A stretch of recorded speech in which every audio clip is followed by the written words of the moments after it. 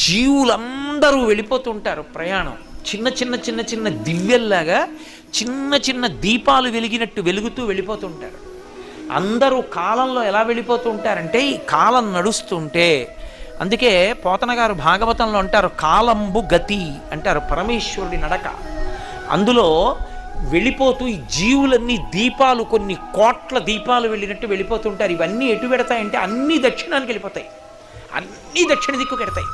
ఎందుకు ఎడతాయంటే పాపపుణ్యాలు చేసి అక్కడికి వెళ్ళి భూమిలో కలిసిపోయి మళ్ళీ ఎక్కడో దీపం కింద పుడతాడు, పుట్టి కొంతకాలం ఉండి మళ్ళీ అలా దక్షిణ దిక్కుకు వెళ్ళిపోతాడు, శ్మశానంలోకి వెళ్ళిపోతుంటుంది శరీరం.